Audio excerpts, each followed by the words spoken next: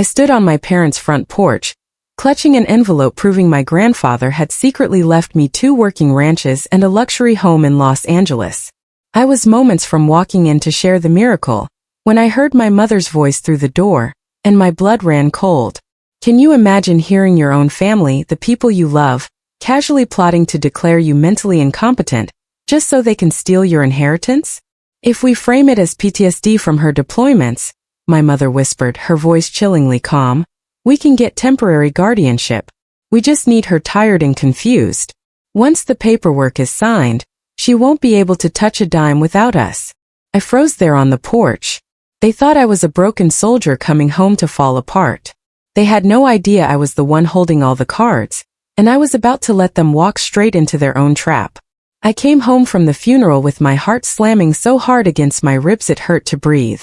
The drive back had been a long gray ribbon of highway, the kind where the world narrows to lane lines and the occasional flash of a passing truck, and the radio becomes nothing but static and unwanted voices.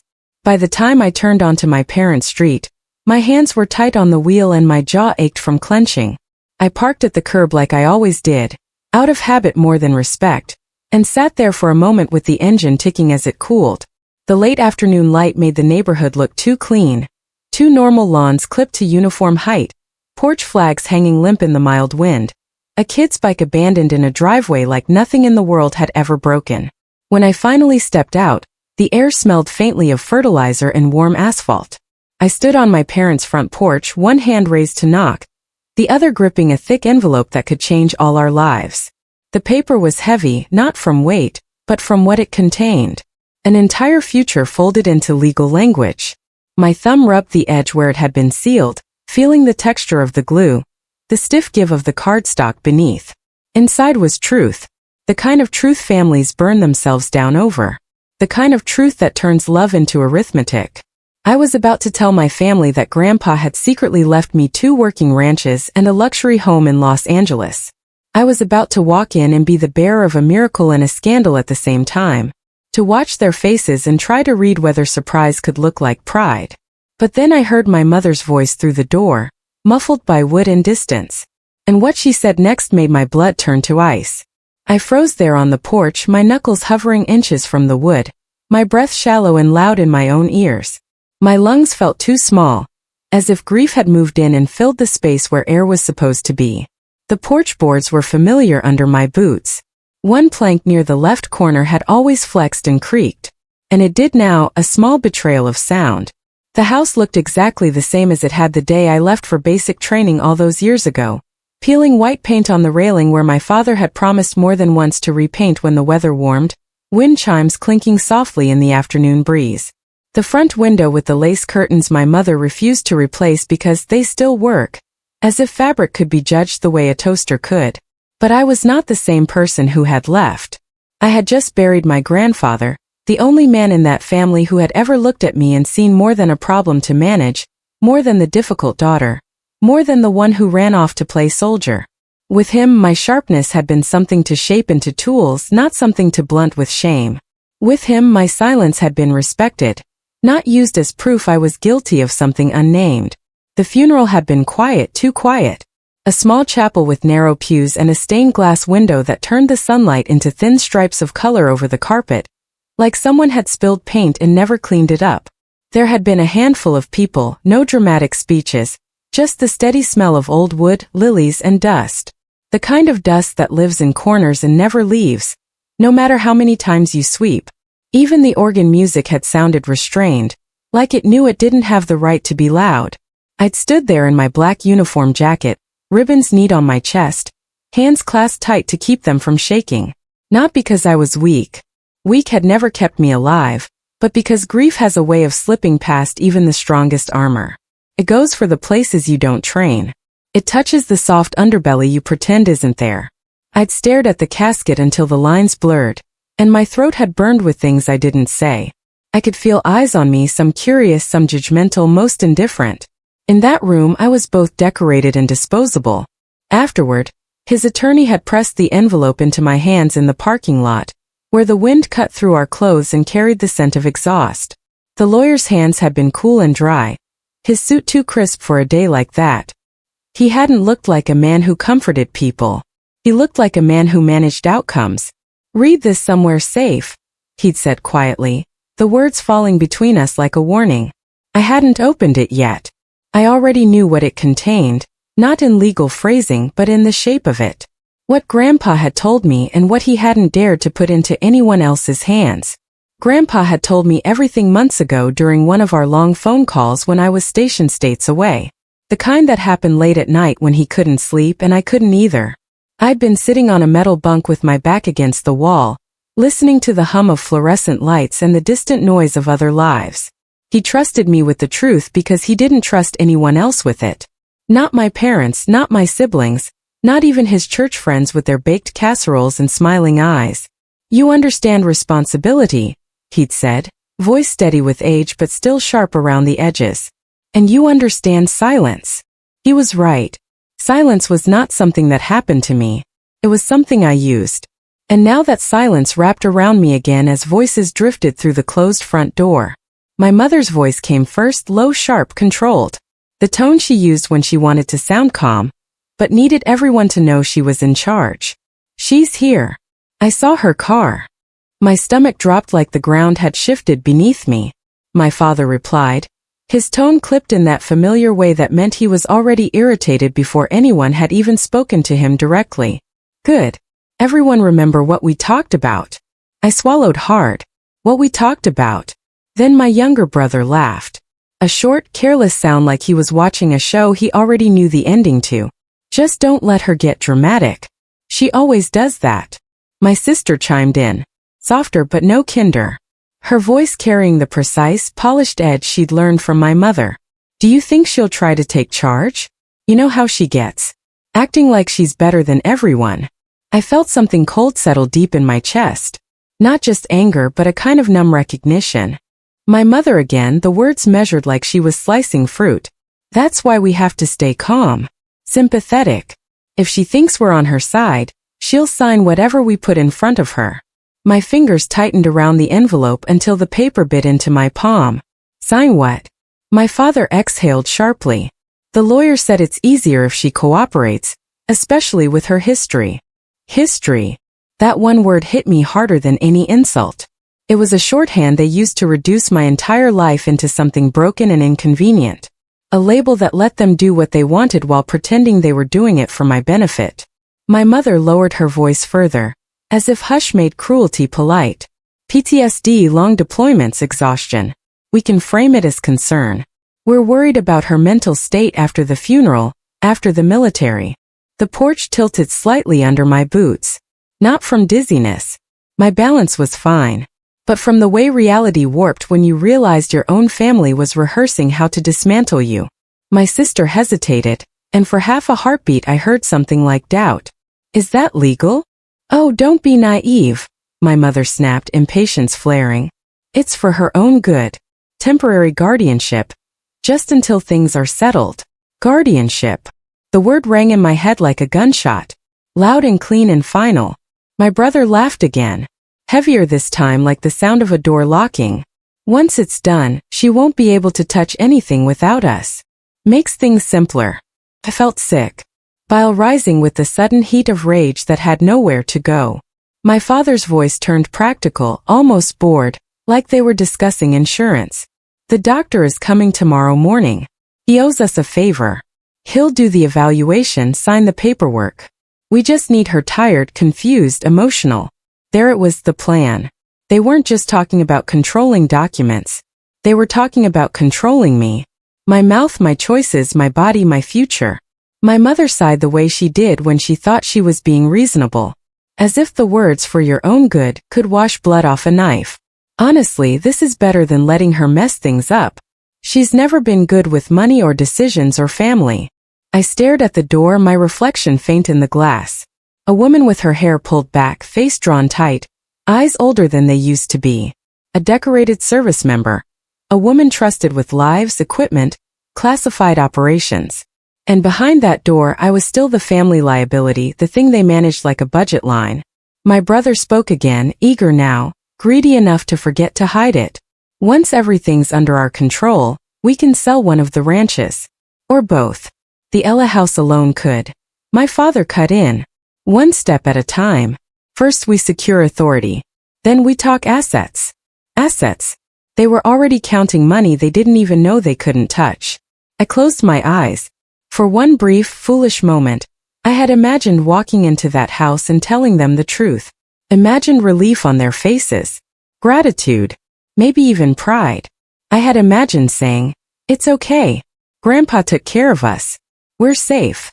The thought tasted like something sweet that had gone stale. The envelope in my hand suddenly felt heavier than steel. I could knock right now. I could confront them. I could throw the truth in their faces and watch the masks fall.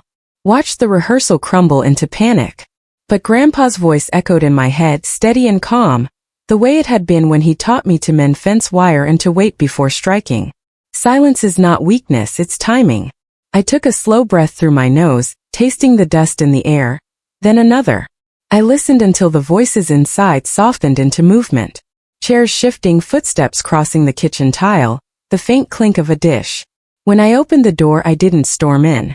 I didn't slam it. I didn't accuse anyone of anything. I stepped inside quietly, wearing the exact expression they expected. Exhausted, hollow, grieving.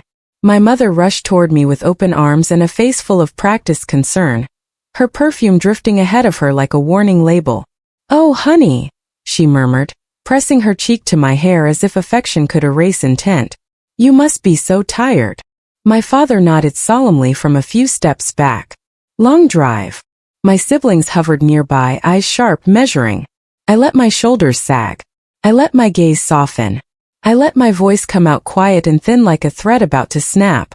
"Yeah," I said. "It's been a lot." My mother guided me toward the couch like I might break if she let go. "Sit down. You shouldn't be making any big decisions right now." I met her eyes and nodded obediently, letting her see exactly what she wanted to see. Inside, something else had already started to harden. Not into rage, not into grief, but into a clear, cold determination. They thought I was vulnerable. They thought I was alone. They thought I was the one walking into a trap. They had no idea I was already planning my way out. I sat on my parents' couch like I'd done 1,000 times before. Hands folded in my lap, boots planted carefully on the rug my mother vacuumed in perfect lines. The living room light was too bright. The kind of brightness meant to announce cleanliness and control. The house smelled like lemon cleaner and overcooked coffee. A scent that once had meant home in the simplest, dumbest way. Now it made my stomach twist because I could feel what it covered. The mildew of resentment in the walls, the rot underneath the polish. My uniform jacket was folded beside me. Ribbons hidden as if even my service needed permission to exist in this room.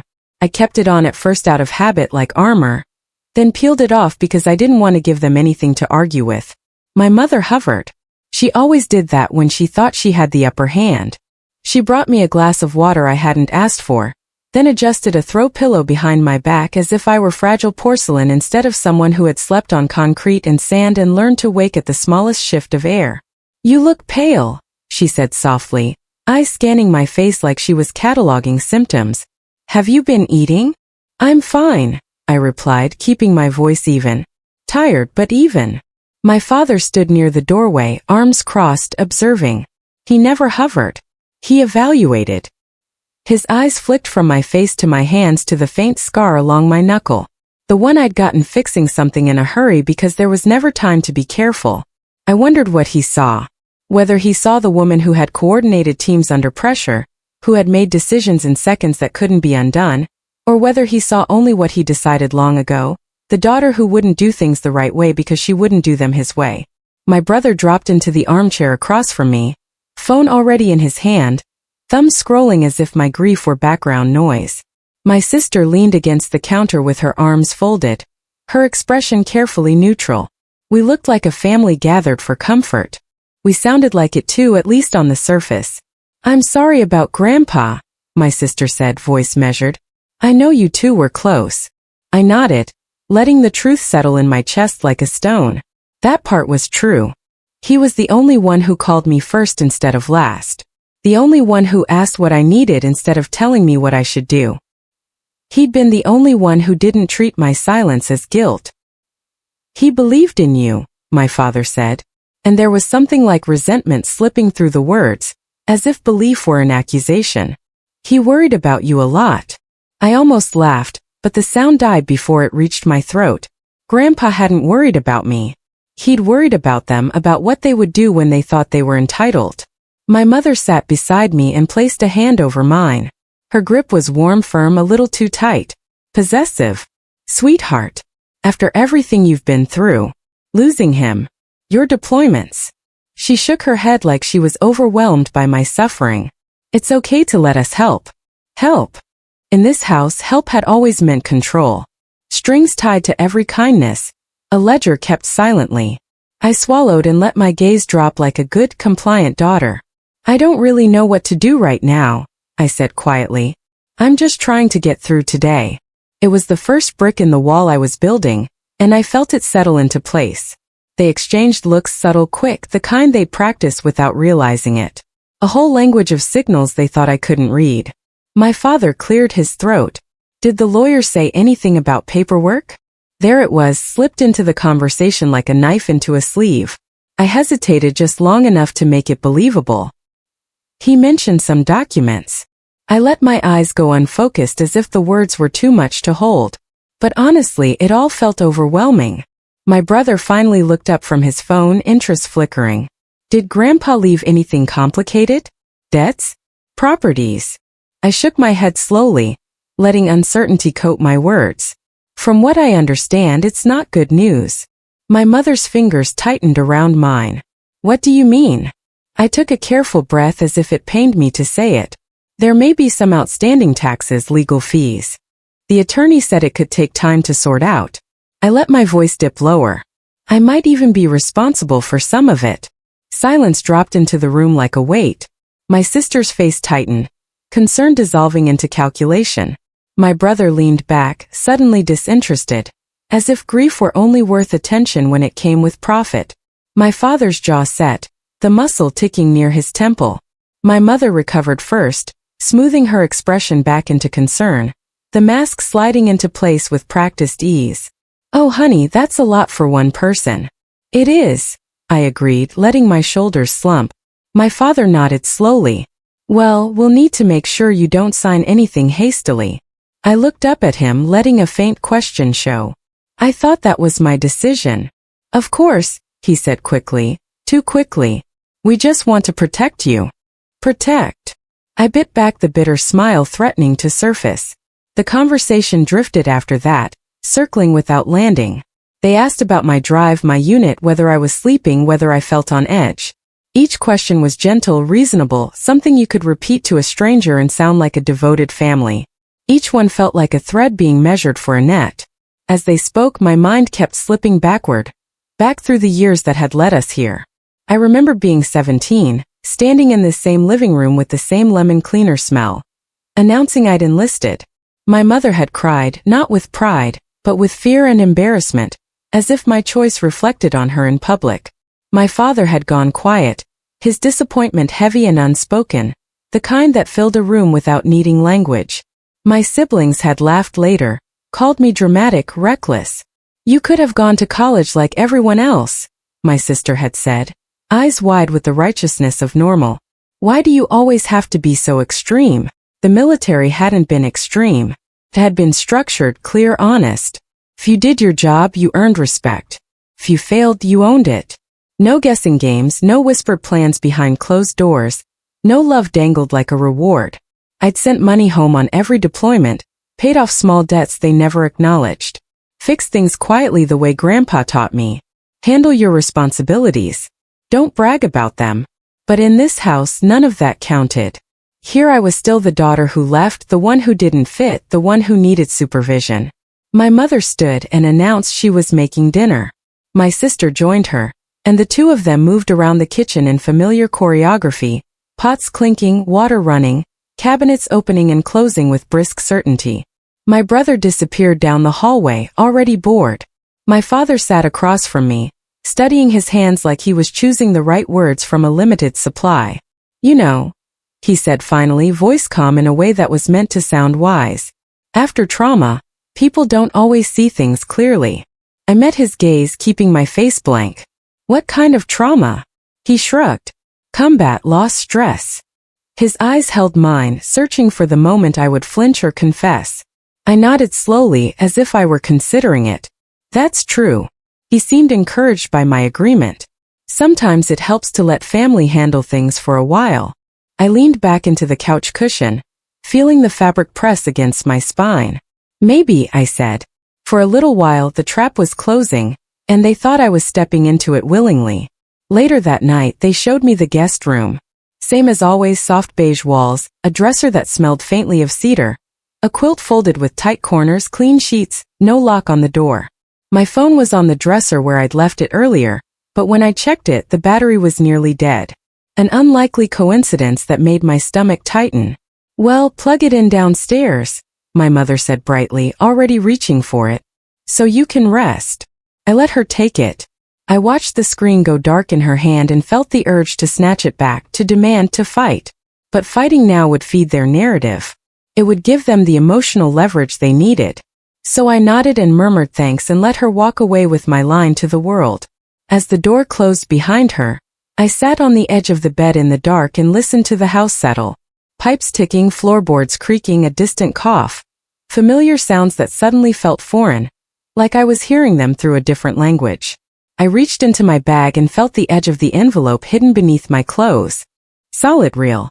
The paper was a promise and a weapon. They thought I was disoriented. They thought grief had softened me. They thought authority flowed only one way in this family. I lay back on the bed staring at the ceiling and made a quiet promise to myself, the kind that didn't need a witness. I would let them believe exactly what they wanted, right up until the moment it cost them everything they thought they controlled. I didn't sleep much that night. I lay on the narrow guest bed, listening to the house breathe, counting the small sounds the way I'd learned to do on deployments. Vents clicking on and off, the refrigerator humming, my father's footsteps pacing once before midnight. Every sound told me where everyone was. Every silence told me when they thought I was asleep. At some point after 2 o'clock in the morning, I heard my mother's voice again. Low, careful. She was in the kitchen, probably with my father. I couldn't make out the words, but I didn't need to. I already knew the script. Concern. Timing. Paperwork. Tomorrow. Tomorrow morning the doctor would arrive. I stared at the ceiling and let the anger rise, then settle. Anger was useful, but only if it didn't take the wheel. Grandpa used to say, the worst mistakes are made by people who confuse rage for clarity. I needed clarity. I needed patience. I needed timing. At dawn, I slipped out of bed and dressed quietly. I left my uniform folded, choosing plain jeans and a sweatshirt instead. I wanted to look small, ordinary, unthreatening. In the bathroom mirror, I practiced the face they expected. Tired eyes, shoulders slightly rounded, mouth pulled into a thin line of grief. I hated the performance, but I understood it. It was reconnaissance. It was camouflage.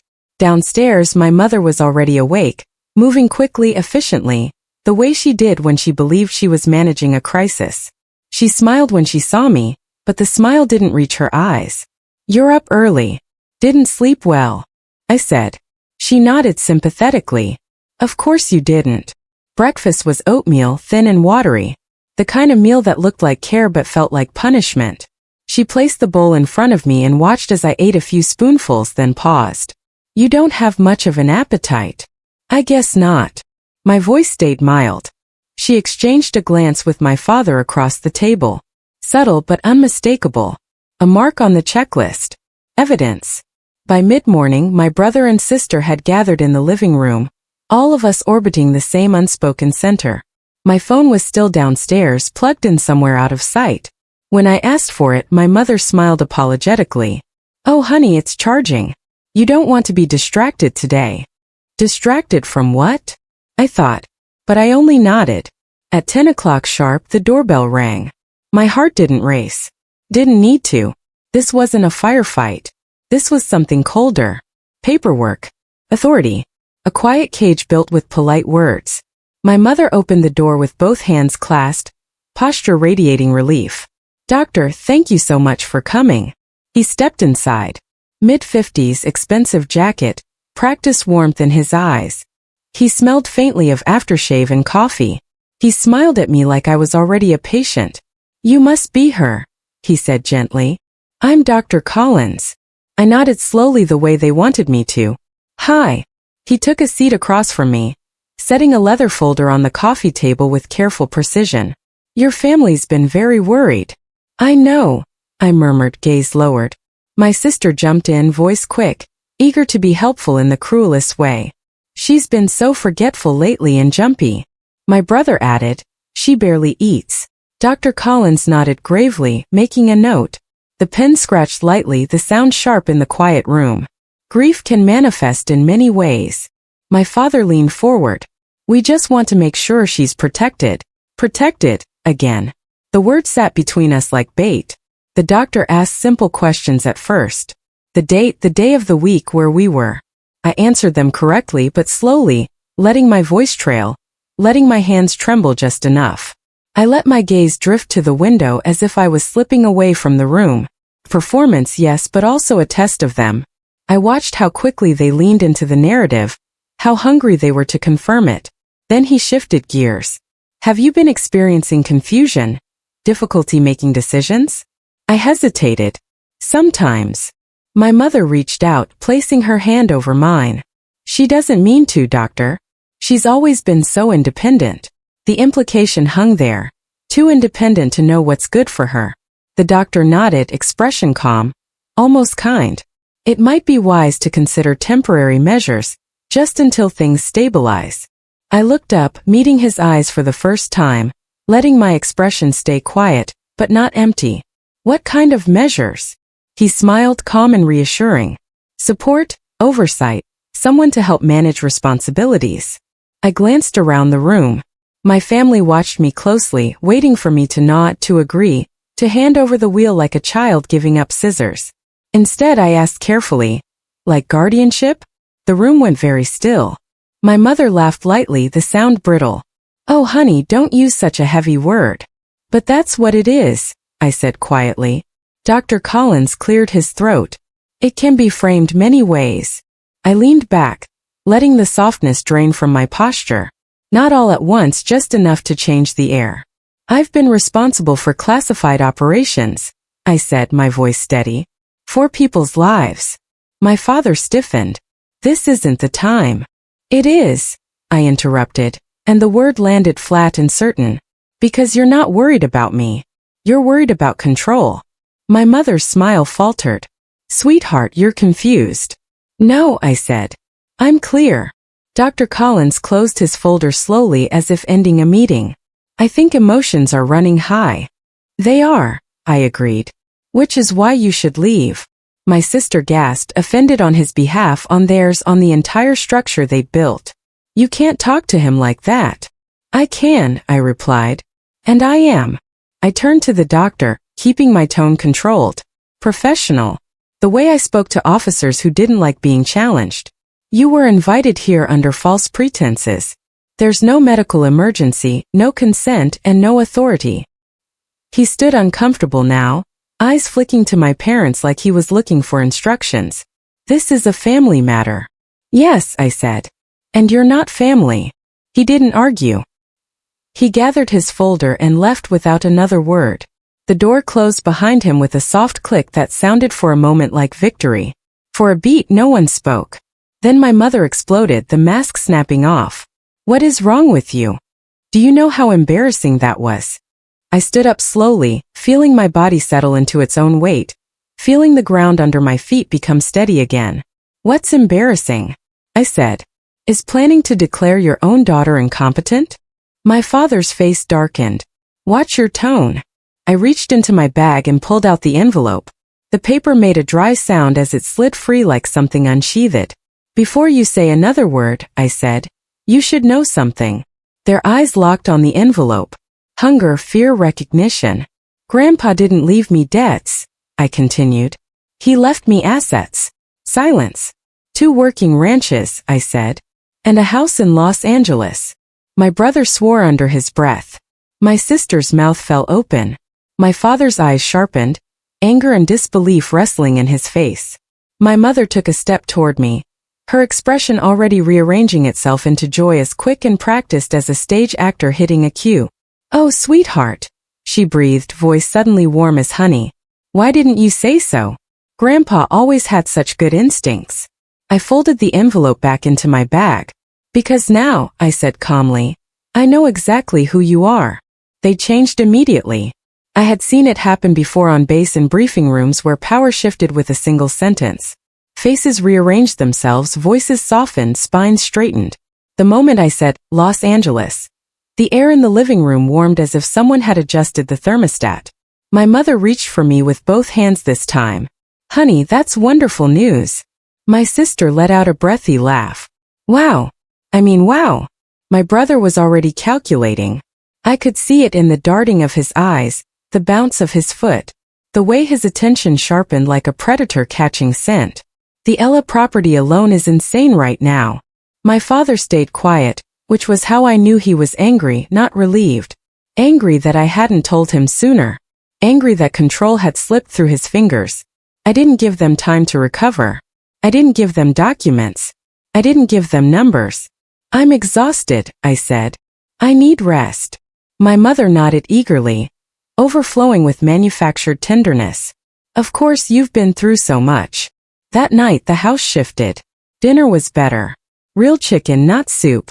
Vegetables with actual seasoning. The heat was turned up. My phone reappeared on the nightstand, fully charged, as if it had never been taken. Small comforts returned like favors being offered, like bribes. It was almost impressive how quickly they adapted. But cruelty, once revealed, doesn't disappear. It only learns new disguises. The next morning my father asked if I wanted coffee. He hadn't made me coffee in years. My sister offered to run errands together. My brother joked about how proud he was of me. Each kindness landed wrong like applause at a funeral. I played along. I smiled when expected. I thanked them. I let them think they had salvaged the situation. But I also noticed what didn't change. My mail didn't arrive. My mother said she'd sorted it to help. When I asked where the car keys were, my father said he'd moved them for safety. When I tried to step outside alone, my sister asked where I was going. Tone light but eyes sharp. It was subtle, plausible, deniable. They weren't abandoning the plan. They were adjusting it. By the third day the tone shifted again. Less syrup, more pressure. You've been pacing at night, my mother said over breakfast, watching me carefully as I stirred coffee I barely tasted. I couldn't sleep, I replied, letting my voice stay flat. That's not healthy, she said. And the way she said it made it sound like a diagnosis. My sister chimed in. You jumped when the door slammed yesterday. It surprised me, I said. My brother laughed. You've always been jumpy. My father folded his newspaper with deliberate neatness. You know, after long-term stress, symptoms can come and go. I took a slow sip of coffee. What symptoms? Disorientation, he said calmly. Irritability. Difficulty trusting loved ones. There it was. The language, clinical. Prepared. A script that would sound reasonable on paper. That afternoon my mother sat beside me on the couch, the same spot as before. She held my hand again, thumb rubbing my knuckles as if soothing me, as if claiming me. We love you, she said. And because we love you, we think you should talk to someone. I tilted my head. Talk to who? A specialist, she replied gently. Just to make sure you're okay. I pulled my hand back, keeping my expression steady. We already tried that. She smiled, patient. This one is different. I stood. I'm going for a walk. My father rose instantly. I'll come with you. No, I said, and the word came out firmer than I intended. I need air.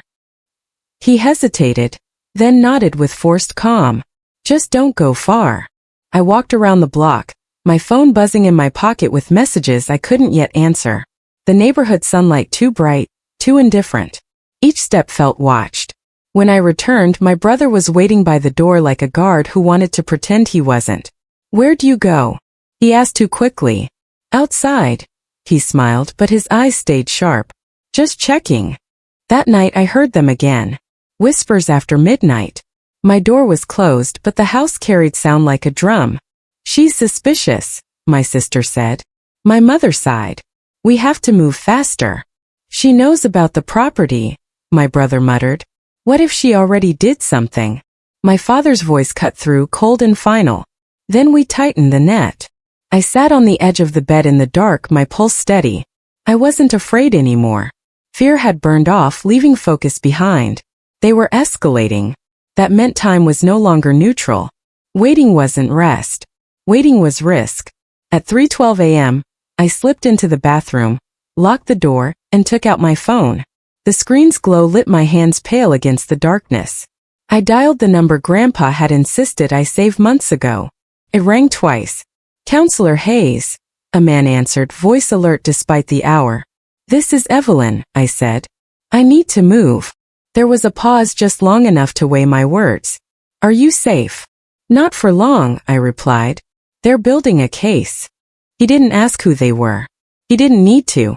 "I'll set things in motion," he said. "Trust first, account second. Do not sign anything. Do not leave with anyone." "I won't." "And Evelyn," he added quietly, the tone changing into something almost human, "you're doing the right thing." I ended the call and stared at my reflection in the mirror. My face looked older than it had a week ago. Harder, clearer. The kind of face you get when you stop hoping people will become better and start dealing with what they are. Back in my room, I lay down fully dressed. By morning, the house would feel different again. It always did when plans were underway. They thought they were breaking me down, making me smaller, slower, easier to manage. They didn't realize they were just giving me time. Time to lock down what was mine. Time to document everything. Time to prepare. By the time they tried to close the door, I would already be gone. The first confirmation came 2 days later in the quietest way possible. A text message. No name, just a number. "Trust documents drafted. Awaiting your signature. Secure link attached." I read it in the bathroom with the shower running, steam fogging the mirror, the sound masking any footsteps outside the door. My hands were steady. That was how I knew I was ready. Fear makes your hands shake. Clarity doesn't. I signed digitally, then deleted the message. By the time the water went cold, the first line of defense was in place. By noon, the house had shifted again. My mother was humming in the kitchen the way she did when she believed things were under control, when she thought she was the one writing the outcome. My father had taken a sudden interest in my schedule. "Where are you headed today?" he asked casually as I put my shoes on. "I might drive into town," I said. "Pick up a few things." He frowned. "Maybe that can wait." I met his eyes. "Why?" He hesitated, then smiled, trying to make caution look like care. "You've been tired." I nodded. "I'll be careful." I didn't ask for the keys. I picked them up from the bowl by the door before anyone could stop me. My brother watched, jaw tightening, as if I'd taken something that belonged to him. On the drive, I felt that strange relief that comes when a plan finally moves. When you stop being reactive and start being deliberate. I parked outside a small cafe and checked my phone, blending into the ordinary world of people buying lattes and complaining about traffic. Another message from Counselor Hayes. Assets secured. Income from both ranches redirected. LA property isolated. No one else has access. I closed my eyes and breathed, feeling something inside me loosen for the first time in days. The next message came an hour later. Background check complete. You were right to call. I stared at the screen. Your parents refinanced their home 18 months ago. Missed multiple payments. Credit cards near limit.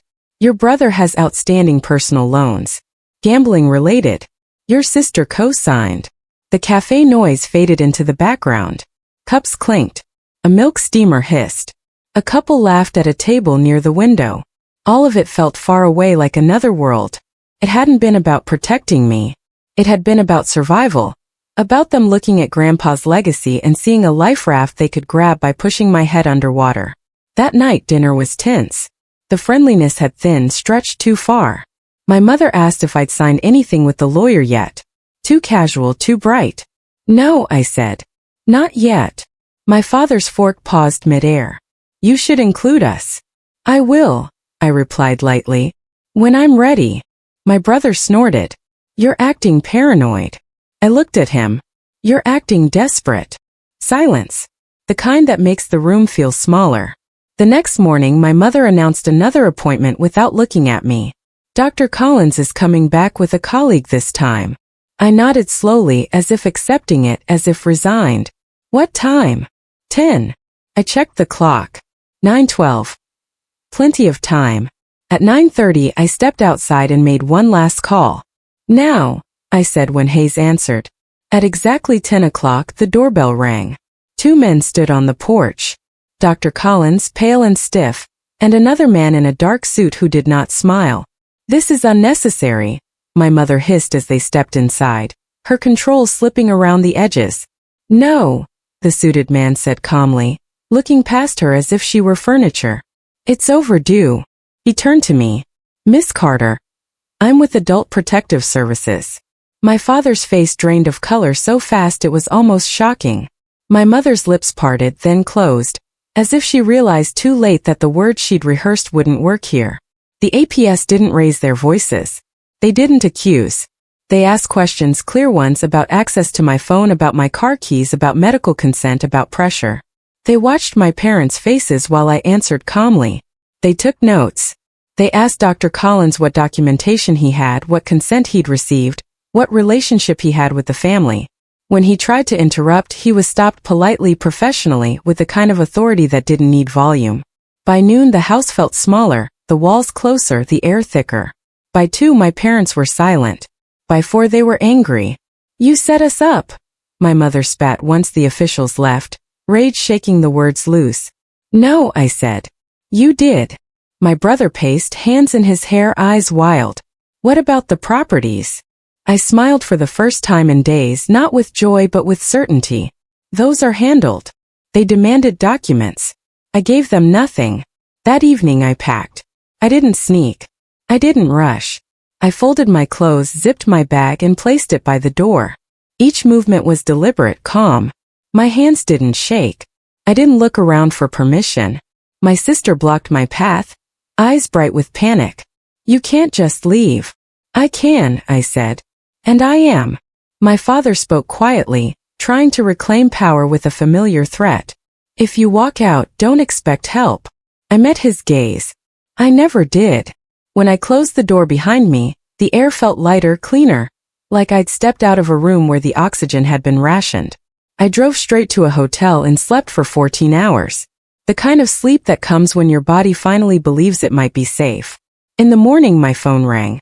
Counselor Hayes again. Final confirmation, he said. Trust is active. Assets are locked. No guardianship petition will survive scrutiny. I smiled into the pillow, feeling something like relief spread through my ribs. They had tried to cage me with concern. Instead, they had handed me proof. I didn't go back to the house after that night. Not right away. I needed space. Real space. Not the kind you borrow while people watch your every move. I checked into a modest hotel near the highway. The kind with beige walls and a humming ice machine that never quite shut up. The carpet smelled faintly of detergent and old air conditioning. It wasn't luxury, but it was quiet. And quiet felt like oxygen. By morning the messages started. My sister first. Can we talk? My brother next. You overreacted. My mother after that. We were only trying to help you. I didn't answer. Instead, I met with Hayes in person at a small office downtown. No plaques on the wall. No unnecessary words. He looked like someone who had learned to survive other people's storms without becoming one himself. He laid out the timeline with the calm precision of someone who had seen this story before. They were preparing to file for emergency guardianship, he said, tapping a folder. They'd claim concern over your mental health following trauma and bereavement. With a cooperating clinician, they could have gained temporary control within days. Temporary, I repeated, tasting the word. He nodded. Temporary can become permanent very quickly. I thought of locked doors, missing phone, carefully phrased questions, then oatmeal, my mother's hand closing around mine like a clamp disguised as comfort. What happens now? I asked. They can still try, Hayes said. But the evidence cuts the other way. Coercive control, withholding communication, financial motive, APS involvement changes the landscape. And the properties? Untouchable, he replied. Your trust is airtight. I exhaled slowly, the breath leaving my body like something I'd been holding for weeks. For the first time since the porch, since the whispers, since the word guardianship had crawled into my ears, my chest loosened. That afternoon, I returned not to the house, but to the curb in front of it. I parked across the street and sat for a moment, watching the familiar shape of the place that had taught me how easily love could be confused with ownership. The porch railing still peeled. The wind chimes still clinked. The lace curtain still hung unchanged. It looked harmless. That was the trick. It had always looked harmless. Then I crossed. My mother opened the door before I knocked. Her eyes were red, not from tears but from rage held too long. "You brought strangers into this," she said. "I brought professionals," I replied. "There's a difference." My father stood behind her, stiff and silent. My siblings hovered in the living room, caught between anger and fear, as if they couldn't decide whether I was prey or threat. "I'm here to be clear," I said. "Not to argue." My brother scoffed. "Clear about what?" I took out a single sheet of paper. No logos, no seals, just plain language, the kind that leaves no room to twist intent. "This," I said, "is notice." My mother's breath caught. "Notice of what?" "Of boundaries," I answered. "Effective immediately. I will not sign anything you present. I will not submit to evaluations arranged without my consent. Any further attempts to restrict my movement, access my communications, or misrepresent my capacity will be documented and forwarded to my counsel and to APS." My sister stepped forward, face tight with something like betrayal. "You're tearing this family apart." I looked at her, really looked. I saw fear under the anger, and I saw how quickly fear had turned into justification. "No," I said. "I'm refusing to be torn down." My father finally spoke. "You think money makes you right?" I shook my head. "Money revealed what you were willing to do." Silence spread thick and heavy. My mother's voice cracked, and for a moment it sounded almost real. "We're your parents." "And I'm your daughter," I replied. "Not your asset." I left the paper on the console table and turned toward the door. "Wait," my brother called. "What about us?" I paused, not because I doubted myself, but because I wanted the words to land without heat. "I don't owe you access," I said. "I don't owe you obedience, and I don't owe you silence." Outside, the sky had begun to darken. The air carried the smell of rain that hadn't fallen yet. I walked back to my car without looking back. That night, Hayes called again. "They won't file," he said. "Not with APS watching. Not with the evidence you have." "Good," I replied. "There's one more thing," he added. "The LA property. Do you want to see it?" I did. 2 days later, I stood in a quiet neighborhood where the air smelled like jasmine and asphalt warming in the sun. The street was lined with trees that threw soft shade onto the sidewalk. The house wasn't a mansion. It was solid, thoughtful, clean lines, light pouring through windows that faced west, catching dust motes and turning them into slow floating gold. "It suits you," Hayes said. I walked through the room slowly. I touched the walls, feeling the cool paint under my fingertips. I opened cabinets, not looking for anything specific, just learning the weight of new space. I stood in the kitchen and imagined mornings without tension, evenings without surveillance. A life where decisions were mine alone. That night my phone rang one last time. My mother. I let it go to voicemail. Her message was short. "We need to talk." I deleted it because some conversations aren't unfinished. They're complete. I moved into the LA house quietly. No announcement, no posts, just a key turning in a lock that belonged to me alone. The first night I slept on a mattress on the floor with the windows open. The sound of the city drifting in, cars far away, a dog barking, someone laughing 2 streets over. It felt strange, that mix of loneliness and relief, like taking off a heavy pack you didn't realize you'd been carrying for miles. The ranches came next. I flew out to see them one by one. Dust on my boots, wind moving through tall grass, hands that knew the land better than they knew paperwork. Grandpa had been right to trust me with them. They weren't trophies. They were responsibilities, work, continuity. I didn't sell them. Instead, I hired managers who knew what they were doing and left clear instructions. Fair wages, transparency, no shortcuts. Income flowed into the trust exactly as planned, steady and predictable. Safe took on a new meaning. Not a word someone used to control me, but a condition I built for myself. Back at the house, I set boundaries the way I'd learned to in uniform. Clearly, calmly in writing. One email to my family. No accusations. No apologies. I'm safe. I'm stable. I'm not discussing assets. Please respect my request for space. Any further contact should be about health or emergencies only. I didn't ask for understanding. I didn't explain myself. Their responses came anyway. My sister sent paragraphs about forgiveness and keeping the family together, as if togetherness were always good, regardless of what it cost. My brother tried humor, then guilt, then anger, cycling through tactics like a salesman. My father sent one sentence. You've changed. He was right. My mother waited the longest. When her message finally came, it wasn't dramatic, just a single line. We never meant to hurt you. I read it twice. Then I set the phone down and went back to what I was doing, which for the first time in a long time was choosing my own life. Weeks passed. Then months. The quiet stopped feeling empty and started feeling full. I set up a small office in the spare room, sunlight sliding across the desk in the afternoons. I volunteered with an organization that helped veterans navigate financial abuse because it happens more than people like to admit, and because silence protects the wrong people. There was something bitterly familiar in the stories. Families using concern as a leash, using medical language like a weapon, using love as proof of ownership. I learned how many people had been quietly cornered the same way I had been, and how many never got out. Sometimes late at night I thought about the porch, the door, the moment everything could have gone another way.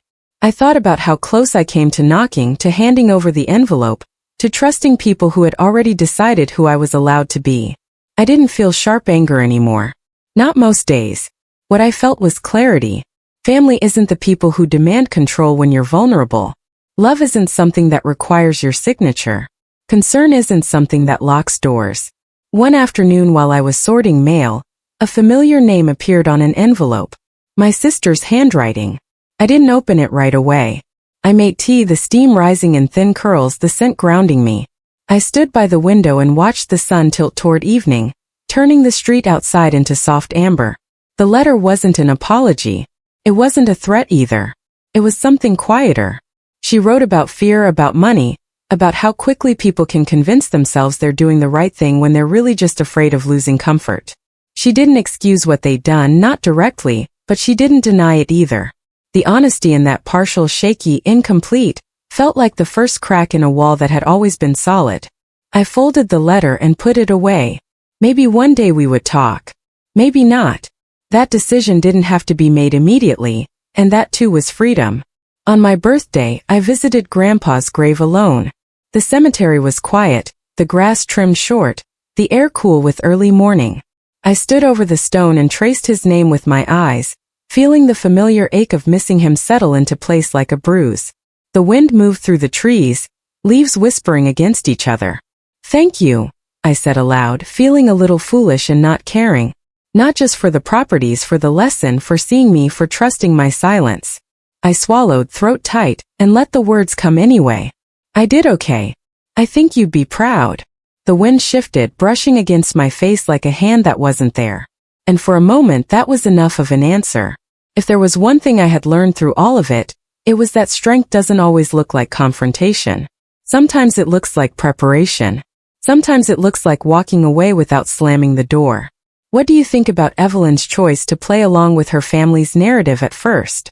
Have you ever had to protect yourself from family members who tried to control your life or finances? How did you set your boundaries and what was the outcome? Share your thoughts in the comments below.